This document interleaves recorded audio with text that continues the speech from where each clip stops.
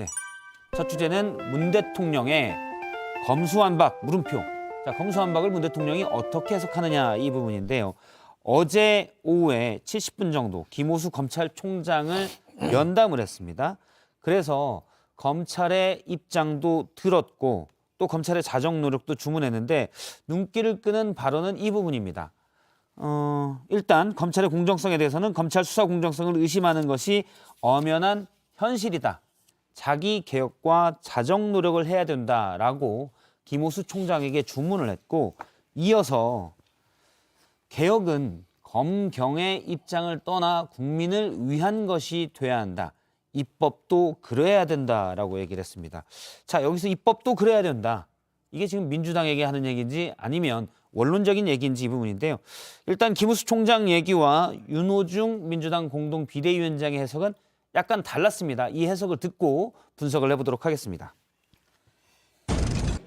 어제 대통령님께서 70분 동안 시간을 할애해서 검찰의 의견을 경청해 주신 것은 큰 의미가 있다 이렇게 생각합니다. 대통령님 말씀처럼 검찰의 의견을 질서 있게 표명하고 또 국회의 권한을 존중하면서 검찰 구성원을 대표하여 제가 국회에 직접 의견을 제출하도록 하겠습니다.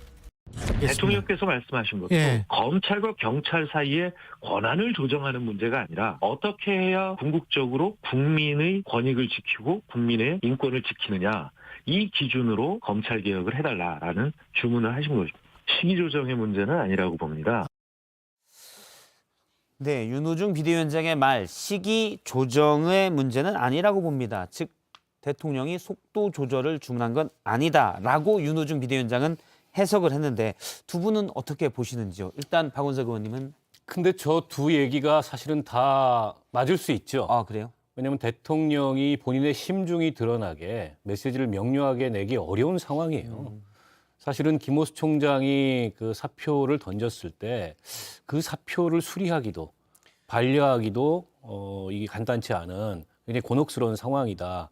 근데 이런 전망들이 있었고 그럼에도 불구하고 김호수 총장을 불러서 한 번 거절했던 독대를 하면서 사표를 반려한 것은 임기 말에 이제 불과 20일도 안 남았지 않습니까? 어떤 대결이나 충돌보다는 안정을 택하겠다라는 판단을 내린 것 같고요. 저는 임기 20일 남긴 대통령으로서 당연한 선택일 수밖에 없다고 봅니다. 다만 이제 문재인 대통령은 확고한 검찰 개혁론자인 것만은 분명해요. 그래서 현 정부 출범할 때 권력기관 개혁을 현 정부의 가장 핵심적인 국정과제로 표방을 했고 그중에도 검찰개혁이 핵심이고 1단계 검찰개혁을 진행한 거 아니겠습니까? 그러니까 어제 검찰에게 강력한 자정을 주문한 것도 그런 본인이 갖고 있는 검찰개혁에 대한 이제 소신과 철학에서 나온 얘기인 거고 다만 이제 민주당이 추진하고 있는 지금 검수완박 법안이라는 게 이게 법률적으로도 조금 완성도가 많이 떨어지고 대안도 구체성이 떨어지고 또 국민적 공감대랄까 정치권의 합의랄까 이런 것들이 좀 불충분하다 보니까 우회적으로 그에 대한 우려를 표명했다고 봐요. 자정, 검찰의 자정을 얘기했다. 자정 노력을. 자정은 스스로 정화하는 거잖아요. 네네. 그러면 검수완박 법이 아니라 일단 너희들이 검찰이 좀 더 개혁을 해서 잘 해봐. 이렇게 해석될 소지도 있어요. 이게 무책임한 말 아닙니까? 5년 동안 뭐 했습니까? 검찰 개혁하신다고 하면서 지금 임기 말에 와가지고 너희들 뭐 잘하는 것 같기도 한데 잘못하는 것도 많고 너희들 내가 믿지만 못 믿을 부분도 많고 이게 대통령으로 할 소리냐라고 말씀을 드리고 싶습니다. 지금 말씀은 좀 더 분명하게 목소리를 냈어야 된다. 명쾌하게 그런 의미인가요? 그것도 그렇고요. 5년 동안 검찰 개혁이 결국엔 실패로 돌아간 것이 아니냐라는 자기 고백을 하신 것으로 보인다라고 말씀을 드립니다. 박원석 의원님께서 문재인 대통령이 기본적으로 검찰 개혁론자라고 하셨는데 검찰 개혁론자라면 추미애, 조국, 박범계 이런 논란이 많은 분들을 법무부 장관 내세웠다는 것 자체가 저는 잘못된 선택이다라고 말씀을 드립니다. 기본적으로 윤호중 비대위원장이 시기조정 문제라고는 얘기를 안 했지만 결국엔 청와대랑도 당이 소통이 지금 잘 안 되고 있다. 원만하게 여러 가지 얘기를 잘 나누고 있지 못하다라는 반증으로 보이고요. 저는 분명히 대통령께서 어제 김호수 총장에게 국회 가서 잘 설명해 드려라라고 했잖아요. 그 이전에 계속 검찰에서는 자신들의 의견을 내세우면서 국회 설명을 잘 해왔어요. 근데 민주당은 이걸 받아들일 생각이 없는 것 같습니다. 어제 법사위에서 예. 법원행정처에서 이 법안 좀 신중하게 하셔야 된다. 저희들은 반대입니다. 그렇게 얘기했더니 김용민 의원이 뭐라고 했는지 아세요? 국회가 우습냐? 이렇게 얘기했어요. 이게 할 말입니까 이게 국회의원이? 그래서 저는 민주당이 아직도 좀 정신을 못 차렸다라는 생각이 들고 이렇게 검수완박 법안을 밀어붙이는 것 자체가 잘못됐다라고 예. 말씀드립니다. 그러니까 물론 지금 민주당이 추진하고 있는 이 검수완박 법안이 완결성이 많이 떨어집니다.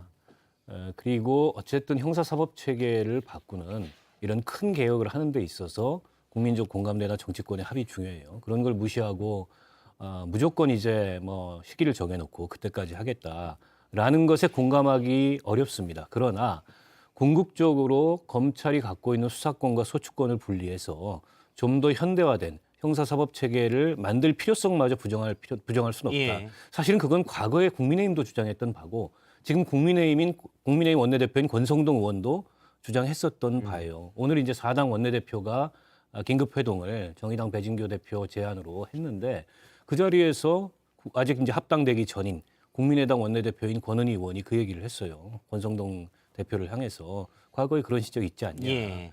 뭐 그때와 지금은 다르다 이런 식으로 얘기를 했는데 다를 게 하나도 없고요. 그렇게 본다면 지금 서로에게 약간 출구가 좀 필요한 시점, 출구 전략이 필요한 시점이 아닌가 싶습니다. 사실 민주당의 저 입법 추진 방식에 대해서는 당내에서도 여러 가지 우려의 목소리가 나오고 대통령께서도 직접적으로 드러나기는 아니지만 우회적으로 지금 상황에 대한 소극적인 어떤 반대와 우려의 목소리를 어제 김호수 총장 그 독대를 통해서 전 냈다고 보고요. 그리고 뭐 정의당뿐만 아니라 뭐 시민단체, 전문가단체 여기서 다 우려하는 목소리들이 나오기 때문에 궁극적으로 검수완박이라는 혹은 검찰의 기소권과 수사권 분리라는 방향이 맞다 하더라도 모든 일에는 그 순서가 있고 순리가 있지 않습니까? 거쳐야 될 절차가 있고 그걸 충실히 거쳐서 부작용이나 걱정이 덜한 법안을 만들어야 된다. 이렇게 말씀을 드리고 싶고 국민의힘은 무작정 반대할 문제가 아니에요. 여기서 무작정 반대한다는 거는 그러면 검찰개혁이 필요 없다. 지금 검찰이 잘하고 있다. 실제로 그렇습니까? 검찰이 잘했으면은 국민들 사이에서 이렇게 검찰개혁 여론이 높거나 또 지난 5년 내내 이 문제를 가지고 이렇게 전국이 시끄러웠겠어요. 그러니까 국민의힘도 그 궁극적으로 그 검찰의 기소권과 수사권을 분리하는 그런 개혁의 방향에 과거에 공감했다면 다만 지금 이제 민주당이 추진하는 방식이 지나치게 좀 일방적이고 그리고 거칠다면 그에 대한 대안을 내놓고 얘기를 해야지 저거는 누구를 보호하기 위한 방탄법이다라고 얘기하는 거는 사실은 정치적으로 그 저 문제를 활용할 뿐 실질적으로 이 검찰개혁에 대해서 의지가 없다는 걸 드러내는 거라고 봐요. 대부분의 사안에 대해서 저는 박원석 의원님과 되게 입장과 생각과 판단이 좀 같은데 예. 이 부분은 좀 달라요. 검사들에게 수사권을 뺏는 게 왜 개혁입니까? 우리나라에서 수사를 가장 잘할 수 있는 곳은 검사입니다. 그 사람들에게 수사권 뺏는 게 어떻게 검찰 개혁의 주요한 화두인지 도저히 이해할 수가 없다라는 생각이 들고요. 검찰 못하는 부분이 있어요. 잘하는 부분도 많이 있습니다. 그럼 못하는 부분 더 잘할 수 있도록 제도적인 장치를 마련하면 되지. 야, 너희들 권력을 남용하고 견제할 수단과 방법이 없으니 너희들 수사권 뺏겠어. 이렇게 접근하는 건 옳지 못해요. 자동차가 상당히 편리한 거 많이 주잖아요. 편리함을 많이 주잖아요. 사고 많이 나니까 자동차 다 없애? 이게 맞습니까? 그리고요, 이 검수완박 교통사고로 매년 수천 명이 목숨을 잃지만 그렇다고 자동차를 다 없앨 없앨 수는 건 없죠. 아니라는 말씀이군요. 사고 안 나도록 신호등 체계 정비하고 자동차 안전장치 더 강화하고 이렇게 해야죠. 그러면- 제가 이런 식으로 예. 좀 말씀드릴게요. 이 검수완박이라는 검찰과 경찰 이런 식의 입장이 예를 들면 국회의원과 보좌관 입장으로 얘기를 드리면 국회의원이 권력이 너무 세고 권한 남용을 많이 하니까 국회의원은 본회의나 상임위장에서 보좌관이 써준 원고 그대로 읽어라. 한 글자도 고치면 안 된다. 이게 말이 됩니까? 앵커가요, 되게 국민들 앞에서 많은 얘기를 하시잖아요. 영향력이 많잖아요. 그러니까 이거 부분 견제하고 남용되는 부분 방지해야 된다라는 차원에서 취재 기자가 써온 원고 그대로 앵커는 읽어라. 이러면은 말이 되냐고요. 본인의 생각과 판단도 당연히 수정할 수가 있는 예, 거죠. 그렇죠. 그러니까 이런 식으로 모든 그러면 거를 잠시만 두 뺏는 분 식으로 하면 안 얘기를 된다니까요. 조금 그런 비유는 적절치 않은 수사권- 거예요. 왜 적절치 않은데요? 전혀 적절치 않은 왜요? 거예요. 기소권의 분리만 놓고 좀 얘기를 해볼게요. 제가 사실 이 토론을 하려고 했는데 이제 검찰 쪽에서는 분리에 반대하는 분, 뭐 분리에 좀 장기적으로 하더라도 지금의 이 법은 아니다라고 주장하는 분은 나오겠다는 분들이 많은데 지금 민주당 쪽에서 나오겠다는 분이 없어서 안 되고 있는데 자, 한번 지금 분리해야 된다는 사실은 말씀이시죠? 검경 수사권 조정이라는 것도 수사 기소 분리예요. 그게 1단계 개혁입니다. 지금 남아 있는 거는 6대 범죄에 대한 수사권을 여전히 검찰이 갖고 있는 건데 예. 물론 6대 범죄에 대한 수사권 모두를 당장 3개월 이내에 경찰로 국가수사본부로 이관한다. 그게 현실성이 있느냐에 대해서는 저도 의문이 있어요. 때문에 속도 조절을 주문하는 건데 그러나 어쨌든 검찰이 그 갖고 있는 권한 중에 예를 들어서 영장 청구권이나 기소권, 공소유지권 막강한 권한입니다. 그걸 통해서 뭐 경찰의 수사권을 견제할 수 있는 충분한 힘을 갖고 있어요. 다만 지금 검찰이 수사 기소권을 한꺼번에 갖고 있음으로 인해서 사실은 검찰을 견제할 수 있는 견제력이라는 게 거의 전무해요. 그리고 과거에 그 6대 범죄뿐만이 아니라 모든 범죄에 대해서 경찰이 수사권과 수사 지휘권을 갖고 있었을 때 사실은 무소불위의 권력이었지 않습니까? 그건 여러 가지 그 사례를 통해서도 증명이 되는 거고 아니 하물며 이 민주주의도 그 이 행정과 입법과 그다음에 사법의 삼권 분립에 의해서 견제와 균형의 원리로 작동을 하는데 어떻게 한 나라의 형사 사법 체계의 모든 권한이 검찰의 손안에 놓이도록 그동안에 방치해 왔던 것이 오히려 문제고 지금 이제 공수처를 만들어서 고위공직자에 대한 비리 수사에 있어서는 공수처가 역할을 하도록 함으로써 일종의 검찰이 갖고 있는 수사 기소권을 분리한 거고 또 6대 범죄를 제외한 나머지 민생 범죄나 이런 거에 대해서는 경찰이 수사권과 종결권을 갖도록 함으로써 일정한 견제와 균형이 이루어졌는데 그럼에도 불구하고 여전히 검찰이 갖고 있는 권한이 막강하다는 거예요. 그래서 제가 검수완박이라는 표현에 대해서는 별로 동의하지 않아요. 그거는 어떤 정치 캠페인의 슬로건으로서는 적절할지 몰라도 신중해야 마땅할 형사사법 체계의 개혁, 그와 관련된 입법의 슬로건으로서는 사실 과도하게 거칠고 폭력적인 측면이 있다. 다만 이제 이런 가능성을 한번 상정을 해보죠. 그 6대 범죄에 대한 수사권을 현재도 경찰도 수사를 할 수 있어요. 다만 우선권이 검찰에 있을 뿐입니다. 그리고 검찰이 갖고 있는 정보력 또 그동안의 수사 노하우 그다음에 수사 기법 이런 걸로 인해서 검찰이 훨씬 더 그런 수사에 있어서 경찰에 비해서 그 높은 그런 수사력을 보이는 게 사실이에요. 그런 면에서 6대 범죄에 대한 수사권도 나눌 수 있다. 통째로가 아니고 예를 들어 재산범죄 같은 경우에 가액에 따라서 나눌 수 있고 또 범죄 유형에 따라서 나눌 수 있다고 봅니다. 그런 식으로 점진적으로 수사와 기소를 분리함으로써 상호 견제와 균형이 이루어지도록 하는 게 예를 들어 범죄로부터 국민을 보호하고 국민의 인권을 지키고 권력기관 내에 견제와 균형이 작동하도록 하는 원리다. 지금 말씀은 이제 검찰이 너무 많은 권력을 가지고 있기 때문에 견제 차원에서 수사권과 기소권을 분리해야 된다는 말씀이시죠? 물론 시기와 속도 이런 부분은 신중히 할 필요가 있지만 예. 무소불위의 권력을 갖고 있다라고 우리가 인정을 해줬기 때문에 검찰이요. 김영삼, 김대중 그 아들들의 부정, 비리, 불법 법정에 세워가지고요. 감옥 보냈습니다. 현직 대통령의 아들. 그럼요. 수사하고 그랬습니다. 노무현 정권 시절에는요. 현직 대통령 형 수사해가지고 법정에 세웠습니다. 이런 것들을 누가 할 수가 있습니까? 검찰이니까 할 수 있었죠. 잘못된 기능 보완하면 된다니까요. 근데 잘된 기능을 왜 다 없애버리려고 하는 것이냐라고 말씀드리고 싶고 공수처는 왜 수사권, 기소권 다 줍니까? 왜 그 부분에 대해서는 왜 견제하지 않습니까? 뭐 발족된 지 1년밖에 안 됐으니까 자리에 안 잡았기 때문에 그 부분에서는 얘기 안 하는 겁니까? 그렇다면 형사사법체제, 수사권, 기소권을 분리하겠다라는 형사사법체제의 중요한 변화에 대한 원칙을 왜 공수처는 왜 예외로 합니까? 이 뭐가 말이 앞뒤가 안 맞잖아요. 저는 개인적으로 공수처는 이 검경 간의 수사 기소권을 분리하고 이른바 권력기관 개혁이 완성 단계에 이르면 없어져도 되는 조직이라고 봐요. 저건 한시적이고 어떻게 보면 이 과정상에 필요한 그런 조직으로서 좀 기능을 하고 있는데 검찰을 견제하기 위한 조직이란 네, 근데 잘 말씀이시군요. 못하고 있죠.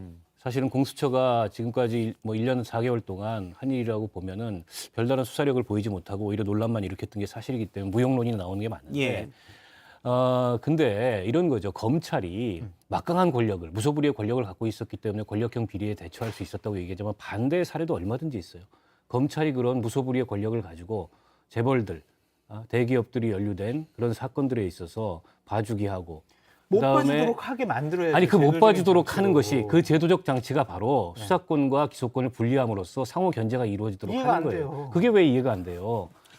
다른 이런 나라들은 다 그렇게 하고 부분은 있어요. 있습니다. 아니 그러니까 뭐 다른 지금- 나라가 무조건 다 검사가 수사권이 없는 건 아니잖아요. 일반론적으로 얘기하면 안 되죠. 아니요, 검찰의 수사권을 완전히 박탈하지는 않았지만 어쨌든 수사는 수사기관인 경찰이나 그에 준하는 수사기관이 담당하도록 하고 검찰 지금도 본연의 이중적이잖아요. 목적은 네. 기소와 공소 유지예요. 그 본연의 목적이라고 어디 나와 있습니까? 그 나와 있어요. 수사하지 못하는 검사가 그 검사 역할을 어떻게 제대로 할 수 있습니까? 아니 그렇지 않습니다.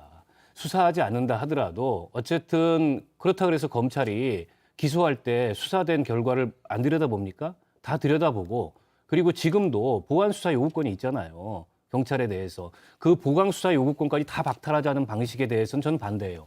그거는 여전히 검찰한테 필요하다. 내지는 경우에 따라서는 직접 보강 수사를 할 수 있도록 해야 된다. 그런데 큰 틀에서 수사권과 기소권을 분리해서 지금처럼 검찰이 수사도 하고 기소도 하고 영장 청구도 하고 공소유지도 하고 이런 형사사법체계의 모든 권한을 거의 독점적으로 행사하도록 하는 그런 어떤 시스템은 개혁되는 게 마땅하다고 봐요. 지금 말씀 이제 오늘 종천 의원이 어제 편지를 쓴 거죠. 그러니까 보강 수사권 경찰이 수사한 내용이 이거 뭔가 틈이 많다 그러면 보강 수사를 검찰이 직접 할 수 있고 요구도 할 수 있는 이건 남겨야 된다는 근데 지금 이제 얘기인데 형사소송법 그거는 민주당이 어떻게 낸 안의 말씀하시고요? 문제는 뭐냐면 검찰이 보강 수사를 직접 할 수 없도록 하고 있고 예. 보강 수사 요구만 할 수 있도록 돼 있어요. 근데 지금 보면 1년 4개월 정도 검경 수사권 분리된 이후에 어쨌든 경찰 수사 결과에 대해서 검찰이 보강 수사를 요구한 사건들이 있을 거 아닙니까? 그 사건들이 굉장히 처리가 지연되고 있어요. 이건 어떻게 보면 경찰이 어떤 실무적인 그런 업무 하중이 늘어나서이기도 하고 혹은 어떻게 해야 될지 몰라서 예. 좀 약간 그냥 그 수사를 미루고 있는 그런 상황이기도 해요. 그러니까 당장 현장에서 이런 문제가 발생하고 있기 때문에 예를 들어서 검찰의 보강 수사권까지 다 박탈하겠다라는 것은 여러 가지 부작용을 낳을 수 있어서 직접 수사는 막대 보강 수사는 허용해 줄 수 아니 있다라는 근데 저렇게 얘기를 말씀이시고. 하시면요 검찰이 우리나라 형사사법과 관련된 여러 가지 범죄를 전부 다 수사하는 것처럼 인식될 수가 있는데 민주당도 얘기하잖아요. 대부분의 지금 여러 가지 범죄는 99.2% 기본적으로 경찰이 수사하고요. 0.8% 정도만 검찰에서 수사합니다. 본인들이 얘기하잖아요. 무슨 무소불위의 권력을 갖고 있는 수사 집단이 우리나라 범죄의 0.8%만 수사합니까? 그러니까 저는 이거예요. 잘하는 부분은 더 잘할 수 있도록 배려해주고 견제하고 균형 맞는 것은 다른 제도로서 균형을 잡아야지 있는 제도를 다 그 뺏는 것 자체가 전제에서 잘못돼요. 이견이 있다는 겁니다. 잘하는 부분은 잘하도록 해줘야 된다고 하는데 검찰이 정말 잘하기만 했다면 이런 얘기가 왜 나왔겠습니까? 못한 부분 있죠. 예를 들어서 검찰 특수부가 그동안에 여러 가지 중요한 어떤 권력형 비리나 이런 사건들에 있어서 자기 식구 봐주기 하고 그런 그다음에- 것들을 방지하기 위해서 공수처를 만들었잖아요. 아니 그건 이제 검찰 그 내부의 비리에 대해서만 제한적으로 견제할 수 있는 거지. 검찰이 예를 들어서 뭐 고위공직자라든지 혹은 재벌 대기업이라든지 이런 연루된 사건들에 대해서 봐주기 수사하고 그 유착돼 있는 이런 문제들에 대해서 제대로 견제를 못 해왔던 게 박 의원님이 사실이지 그렇게 않습니까? 말씀하시면 그러면은 뭐 권력자 아니면 재벌들에 대한 수사를 어떻게 봐주게 했는지 그 사례를 얘기해 보세요. 라고 하면 어떻게 하실 거예요? 그 사례는 무궁무진하게 많죠. 자, 그러면 이런 문제가 있습니다. 검찰 측에서 하고 있는 얘기인데요. 그러니까 지금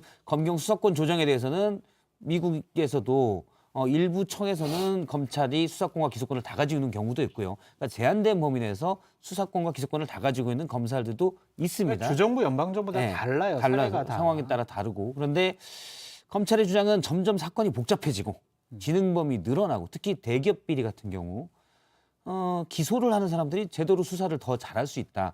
법리 해석을 해서 해야 되니까 재판에 공소유지를 하려면 그런 주장을 하고 있거든요. 그래서 앞으로는 좀 더 수사권과 기소권이 합쳐지는 추세다라는 주장도 있는데 여기 대해서는 어떻게 보십니까? 글쎄요. 저는 뭐 그건 이제 검찰 쪽의 주장이고요. 과도적으로는 그럴 수 있다고 봅니다.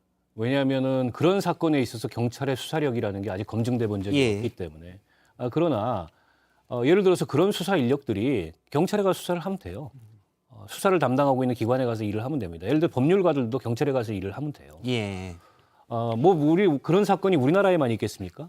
예를 들어서 미국에 어쨌든 연방 범죄든 아니면 주에서의 범죄든 그런 어떤 지능형 범죄들이 왜 대한민국에서만 일어나겠어요? 근데 FBI라든지 아니면 뭐 주 경찰이라든지 다 그런 수사를 합니다. 그리고 그건 명확하잖아요. 미국에서 검찰과 경찰의 관계는 지휘하는 관계가 아니다. 코오퍼레이션이다, 협력이다라는 건 한결같은 예. 증언이에요. 때문에 지금 우리의 이 검경 간의 관계하고는 다르다고요. 그러니까 미국형 검경 관계가 그것이 옳은 것이냐라는 것에 대한 의문도 있고 뭐 깊이 들어가면은 우리가 시간이 한도 끝도 없으니까 또 수사권과 기소권을 분리하는 것이 과연 현대화된 사법체제, 형사사법체제인지에 대한 의문도 있습니다. 경찰은 그러면 잘못한 거 없습니까? 아, 왜 경찰은 없어요? 많죠. 그러면은 권력형 비리에서 봐준 거 없습니까? 많죠. 그러면은 경찰에 그럼 수사권 다 뺏어버려야 되겠네요. 거기도 그러면은 그런 것들에 대해서 전혀 완벽하게 못하니까. 그러니까 이게 저는 거듭 말씀드리지만 잘할 수 있는 부분은 이 부분을 다 뺏어버리면 안 된다는 생각이 듭니다. 괜히 또 뭐 하나 만든다면서요. 한국형 FBI 만들어서 그러면 수사하고 싶은 검사들 다 글로 옮겨가라 이렇게 얘기를 하잖아요. 그것도 말이 앞뒤가 안 맞잖아요. 아, 그건 왜 그렇습니까? 아니 검사가 수사를 하면은 남용을 하니까 거기서 수사권을 뺏겠다라는 건데 물론 한국형 FBI에는 기소권은 없겠지만 수사권을 그렇게 광범위하게 검사들한테 보장해주는 그런 단체나 아니면 수사기관을 만든다는 것 자체가 본인들도 자신들의 어떠한 그러한 법안 내용이 좀 부족하다라고 자인하는 것이 아니냐라는 생각이 들어요. 일단 수사권과 기소권의 분리에 대해서는 두 분의 다른 의견을 어느 정도 들은 것 같고요. 그다음에 속도에 대해서 얘기를 해보면 앞서 이제 말씀하신 거 박원석 의원님이 말씀하신 거는 검찰의 거대한 집중된 권력을 막기 위해서 분리할 필요가 있다. 그럼 수사를 전문적으로 잘하는 별도의 조직 또는 뭐 지금 국가수사본부가 있으니까요. 국가수사본부에 특별한 팀들이 필요할 수도 있는 거고. 그런데 아직은 없다는 게 중론이잖아요. 예를 들어서 FBI는 미국은 FBI가 수사를 전담하는데 FBI가 사실 방범 돌고 하는 조직이 아니거든요. 그렇죠. 근데 이제 우리는 경찰이 치안도 맡고 있고 다 수사도 하고 있다 보니까 일이 많죠. 네. 물론 자치경찰제가 만들어졌지만 그래서 아직은 경찰이 예를 들어서 뭐 대기업 비리랄지 아니면 권력형 비리를 수사할 만한 역량이 다 쌓이지가 않은 상태에서 이거는 어떻게 보십니까? 그러니까 경찰이 기능 분화가 덜 돼 있고 그런 어떤 이제 고도화되는 범죄에 대한 수사력이 축적돼 있지 않다는 점은 분명한 것 같아요. 그건 아마 경찰 내부에서도 우려가 있을 것 같습니다. 그리고 업무 하중도 굉장히 많이 늘어났다고 하고 때문에 이제 이 개혁이 단계별로 제도적 안착이 필요하고 그 제도적 안착에 따라서 어떤 단계별 진전이 필요한데 이걸 한꺼번에 검수완박이라는 대단히 정치적인 슬로건으로 다 묶어가지고 예. 당장 뭐 검찰 수사권부터 박탈하고 나서 그 시행을 한 3개월 정도 유예하고 그 사이에 뭐 KFBI와 같은 그런 대안을 만들겠다. 이거는 굉장히 그 허점도 많고 어떻게 보면 불안한 그런 대안이라고 봅니다. 저도 100% 동감을 해요. 위험한 지금 행동들을 민주당에서 하고 있다라고 말씀을 드립니다. 동감을 하는 게 아니고 아예 수사기소권 분리를 반대하는 거잖아요. 아니, 그러니까 그 부분에 결이 달라, 대해서는 완전히. 다르고, 그러니까 지금 천천히 해 나가야 된다, 부작용 최소화해야 된다, 이런 부분에 대해서는 제가 동감을 한다라는 말씀이었고요. 기본적으로 수사하는 사람들이 저는 공소를 유지하는 게 더 맞다라는 생각이 들어요. 지금은 법원에 가면은 기본적으로 법원 재판주의라고 해서 예. 법원에서 그 판사들이 검사들한테 이 수사 어떻게 됐냐, 저 수사 어떻게 됐냐, 아니면 증인이나 참고인이나 피의자한테 직접 신문도 하잖아요. 그런 상황에서 수사를 하지 않은 검사가 공소를 유지하기 위해서 간다? 사건 내용을 잘 알 수가 있겠습니까? 예를 들면 앵커께서도 자세한 어떠한 정치권의 이면 돌아가는 얘기, 예. 범죄와 관련된 그런 보도를 할 때 본인이 원고만 가지고 모르면은 취재기자 불러다가 계속 물어보기도 하고 자세한 얘기도 들려주잖아요. 그러니까 이거를 인위적으로, 형식적으로, 기계적으로 그냥 무조건 분리해야 돼. 검찰 남용하는 거 우리는 안 돼. 이런 식으로 접근하는 것 자체가 뭐 과거에 검찰이 너무 정치 권력의 눈치를 본 측면들이 있지만 그렇다고 해서 아예 수사권을 뺏는 거는 잘못된 방향이다라는 말씀이시고요. 사실 속도 조절로는 지난해 봄에 중수청 논란이 있었습니다. 중대범죄수사청을 만들겠다라는 법안이 발의됐을 때 문재인 대통령이 나서서 속도 조절론 신중하게 하자라고 얘기한 바가 있었습니다. 지난해 2월에 운영위에서 유영민 대통령 비서실장이 전한 문재인 대통령의 의중을 잠깐 들어보겠습니다. 검찰 수사 관련해서 검찰 수사권 박탈하는 건 논의가 되고 있다는 게 박범계 장관 그 발언 때문에 이제 촉발이 됐는데 대통령의 의중이 뭐예요? 속도 조절 말씀하시는 겁니까? 속도 조절 이야기는 박범계 장관 그 임명장 받으러 온 날 대통령께서 속도 조절 당부를 했죠. 예, 그때는 속도 조절을 명확히 당부했다라고 대통령 비서실장이 공개적으로 얘기를 했는데 지금은 어쨌든 대통령이 우회적으로 두 분의 해석은 우회적으로 그런 우려를 전했다라고 해석을 했습니다. 어제 저녁에 법사위 제일 소위가 있었죠. 여기에서 이제 이른바 검수완박법이 심사에 들어갔는데 당시 국민의힘이 상당히 좀 강하게 반발했습니다. 잠깐 그 모습을 잠깐 보겠습니다. 공개가 원칙입니다. 법 운운하시지 말고요. 네. 법부터 잘 지키세요. 소위는 네. 원칙이 공개가 문제고 원칙인데 뭘 의결로 이걸 비공개 가지고 합의를 하는 막습니까? 겁니다. 그래서 당연히 하게 돼 있는데 여기서 막으시면 안 돼요. 막을 권리가 없어요, 여러분. 좀 비켜주세요. 아, 관례가 아니라니까요. 법에 그렇게 누가 되는데 시켰어요? 막으시면 안 됩니다. 죄송한 게 아니라니까요. 이분들이 왜 이래요? 비켜주세요. 누구 지시를 받고 한 거예요? 아니 이렇게 뭐 법사위원장이 민주당이라고 해서 이렇게 일방적으로 하는 게 어디 있습니까 이게? 법무부 차관의 의견은 의견대로 듣고 대검의 의견을 이렇게 많이 제출했는데 이거는 그냥 눈으로 보자는 얘기십니까? 예, 일단 논란이 많은 검수완박법은 법안심사 소위에 상정이 돼서 논의가 되고 있습니다. 오늘도 2시부터 김호수 검찰총장이 가서 의견을 얘기하고 있고요. 저렇게 이제 국회에서 본격적으로 얘기가 되고 있는데 4월에 통과될 걸로 보십니까? 뭐 여러 가지 난관이 있죠. 일단은 법사위를 먼저 통과해야 되는데 뭐 안건조정위원회 대비해서 사보임까지 해놓았기 때문에 법사위를 통과한다 하더라도 이게 이제 본회의에 상정을 하려면 여야 합의가 되지 않으면 의장이 상정을 해야 되는데 의장께서 아직 의중을 밝히고 있지 않아요. 게다가 이번 주 토요일부터 예. 그 예정된 해외 출장이 있는데 변경할 수 없다, 가겠다라고 말씀을 하고 있는데 그러면 사회권을 넘기고 가야 되는데 이렇게 지금 민감한 이 사안에 대해서 사회권을 민주당 부의장한테 넘기고 간다면 그건 사실 뭐 민주당 손을 들어주는 거여서 그 쉽지 않은 결정일 텐데 그래서 또 설사 의장이 그거를 사회권을 넘기고 가서 상정이 되더라도 국민의힘이 필리버스터를 하게 되면 그걸 또 종결시켜야 되는데 그건 이제 다른 당들의 협조가 필요하거든요. 또 회기 쪼개서 하는 방법도 있잖아요. 민주당 내에서 나오는 그렇게 시나리오인데 그건 이제 누가 보기에도 뭔가 일종의 꼼수이고 어떻게 보면 일방 처리를 위해서 변칙적으로 국회를 운영하거든요. 여론이 굉장히 안 좋아질 가능성이 있어서 2중, 3중의 난관이 있는 거는 맞습니다. 그래서 저는 쉽지 않을 거라고 봐요. 쉽지 않을 거라고 보시고. 저도 쉽지 않을 거라고 봐요. 박원석 의원님께서 말씀하신 그런 내용들 때문에 기본적으로 민주당도 상당히 여러 가지 안과 계획을 짜고 있는 것으로 알려지고 있고요. 지난주 목요일 날 나온 얘기인데 박병석 국회의장 쪽에서는 자기네들은 이번에 사회권을 이양하지 않겠다. 그래요? 네, 그런 얘기를 언론에다 해서 일단 몇 군데서 보도가 나왔거든요. 물론 이제 그 과정 중에서 민주당이 강한 압박과 설득이 들어가겠죠. 하지만 의회민주주의자라고 말씀하고 계시고 그것을 지키고자 노력을 하시는 의장께서 저러한 법안이 민주당의 강행 처리, 그것도 정권 말기에 저런 식으로 처리되는 것에 대해서 본인이 의장으로서 책임을 진다? 그 부분에 대한 부담감이 상당히 있을 것으로 보여집니다. 물론 이것들은 좀 시간이 지나봐야 알겠지만 일단은 4월 이제 이번 주 토요일 날 미국으로 이제 출국을 하실 때에는 사회권을 이양하지 않을 것 같아요. 그래서 일단은 여러 가지 국회 상황을 보고 이양하느냐 마느냐 이것을 판단할 것 같습니다. 일단 이양하지 않고 미국으로 훅 떠나면서 협의를 해라라고 압박하는 모양새지만 그렇죠. 사실 전화 한 통화로 이양할게 그러면 이양이 되는 거잖아요. 미국에서. 그래서 나중에라도 거야 될 뭐 수가 있고요. 언제든지 할 수 있는 거니까요. 그래서 저는 지금 이제 모두에게 사실은 앞서도 말씀드렸지만 출구 전략이 필요한 상황입니다. 저는 4월 강행 처리를 내려놓고 민주당은 검수완박이라는 표현이 적절한지 모르겠지만 수사기소권 분리라는 그 방향을 견지하더라도 4월 강행 처리를 내려놓고 국민의힘은 무조건 반대한다.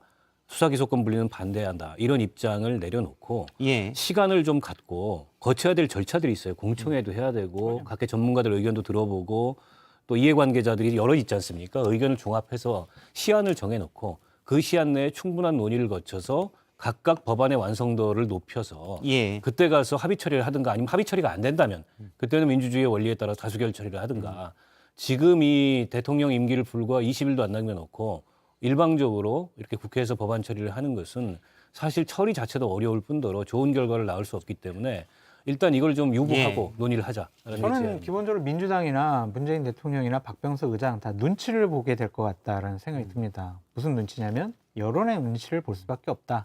이제 계속 여론조사가 좀 발표될 거예요.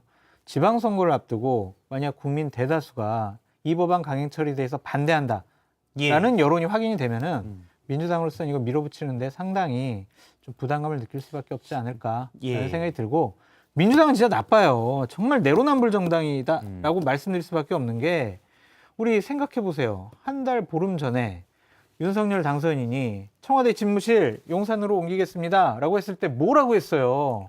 뭘 좀 그리 급히 천천히 가냐. 해라. 조급하게 왜 하냐. 부작용 최소화하자. 야당과도 민주당과도 얘기해보고 전문가들 얘기 좀 들어보자. 그런 식으로 얘기를 했잖아요.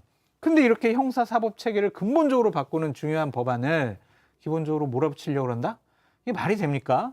이건 민주당 아직도 정신 못 차렸다라고 말씀드립니다. 그런 정신 못 차린 정당이 또 있죠. 누군데요? 국민의힘이라고. 왜요? 일단 용산 과거에 집무실을 새- 옮기다. 과거에 새누리당부터 시작해서 용산 집무실 좀 아까 예를 들었지만 네. 그 자체가 그렇고 잘못됐다고 저도 박근혜 말씀드립니다. 정권 시절, 이명박 정부 시절에 얼마나 무리한 그 일방적인 입법 강행이나 예산안 처리 얼마나 많이 했어요. 저는 자꾸 이제 우리 존경하는 박원석 의원님이나 민주당 의원님들이 탄핵당한 박근혜 정권과 자꾸 비교를 하시는데 그렇게 본인들의 수준을 좀 낮춰잡지 않았으면 좋겠다라는 생각이 듭니다. 아니 지금 뭐 명예회복하겠다면서요, 윤석열 당선인이. 본인하고 유영하 변호사가 하겠다라는 거지 지금. 예? 지난번에 이 시간에서 소개를 했지만 아니 당선인이 예. 찾아가지고 머리 조아리고 당선인이 명예회복하겠다. 찾아가서 박 전 대통령이 아이, 명예를 그 회복시키려고 노력하겠다. 할 말 없습니다. 예, 알겠습니다. 당내에서도 우려 목소리가 나옵니다. 대표적인 당내 쓴소리 의원이죠. 조홍천 의원이 최근 민주당 172명의 의원들에게 모두 편지를 썼는데요. 그러니까 형사소송법 개정안에 대한 의견서라는 입장에서 검수완박법이 국민 민생과 직결된 경찰 송치 사건에 대한 보안 수사를 포함한 형사소송법상 검사의 수사권 일체를 박탈했다. 그러니까 어떤 범죄 피해자가 있는데 경찰 수사가 제대로 안 돼서 송치됐을 때 검찰이 사실 앞서 말한 대로 보강 수사를 지휘할 수도 있는데 지휘해봐야 그 형사의 옆에 형사가 똑같이 수사할 수 있거든요. 그런 예가 요즘 많다고 그러더라고요. 그래서 검찰이 직접 수사하는 경우가 지금까지 있었는데 그걸 뺐을 경우 범죄 피해자들의 인권이 침해된다라는 뜻으로 조홍천 의원이 편지를 보냈습니다. 일단 김호수 총장도 어제 문재인 대통령을 만나서 어떤 대안을 냈었는데 여기에서는 검찰 수사의 공정성과 중립성을 확보할 수 있는 여러 안들을 논의해보자라는 의견을 냈었다고 합니다. 그래서 뭐 수사 공정성에 문제가 생기면 총장이나 검사장 뭐 이런 사람들을 국회에 출석시켜서 따지자. 또 뭐 다른 법을 하나 만들어보자. 이런 안을 내기도 했었습니다. 두 분 말씀은 이제 이런 안들을 차근차근 논의해요. 논의하는 게 좋다라는 뜻으로 들으면 되겠죠. 제 말이 그렇고요. 장성철 교수는 수사권, 기소권 분리에 반대한다는 입장입니다. 예. 좀 달라요. 찬성하시잖아요. 지금 그 말씀은 듣고 보면 일단 논의는 하는데 논의해봐야 어차피 아니니까 논의하고 반대하자. 네, 지금 이대로 가자라는 거고. 아니 어차피 지금 수사권도 저는 대략 논의해서 세밀하게 분리해야 된다. 6대 범죄밖에 네, 수사를 안 하잖아요. 그것도 0.8%인데 예. 뭘 그것까지 다 뺏으려고 그래요. 국민들이 관심을 갖고 기억하는 그리고 그로 인해서 이게 전국에 영향을 미치는 그런 범죄 사건들은 대부분 그 6대 범죄 사건이에요. 그렇죠. 검찰이 그런 그 영향이 6대 되니까 범죄 하는 거죠. 사건에 해당하는 사건들 때문에 그동안의 검찰의 공정성, 독립성, 중립성 이런 것들이 의심을 받아왔던 거고 그로 인해서 무소불위의 권력이라는 얘기를 들어왔던 겁니다. 대다수 민생 범죄, 예를 들어서 치안 범죄 이런 것들은 지금 과거에 검경 수사권 분리가 있지 않았던 시절에도 예. 경찰에서 올라온 사건 처리 결과를 그대로 인용하는 경우들이 많았어요. 그럼- 영장 청구해달라면 영장 청구하고 이거는 뭐 각하해달라면 각하하고 때문에 예를 들어서 검찰 형사부 같은 데서는 이 문제에 대해서 전후가 별로 달라진 게 없어요. 문제는 특수부처럼 그렇게 사실은 권력화된 검찰들이 그 권력화의 수단으로 갖고 있었던 수사권을 내려놓느냐, 내려놓지 않느냐 이 문제인 거예요. 아니 그런 권한을 갖고 있었으니까 아까 말씀드렸지만 최고 권력자들의 가족, 그다음에 권력의 핵심부에 있던 사람들 다 법정에 세웠잖아요. 조사해가지고 그런 순기능도 좀 생각해 보시다 하고 말씀드려요. 검찰의 예전에는 중수부 예. 또 특수부 했던 이런 중요한 수사 기능에서 일부 또 정권의 입맛에 맞는 수사를 하기도 했고 또 어떨 때는 정권의 핵심을 잡아들이기도 하고 그럼요. 물론 다른 검사들이 했겠죠. 의로운 검사가 있을 거고 정권의 뜻에 따라다니는 검사도 있을 거고 특수부 검사 중에. 그런데 어쨌든 그런 장단점이 다 얘기가 되고 있는 것 같습니다. 자, 수사권 검수안박에 대해서는 여기까지 얘기를 해보고요.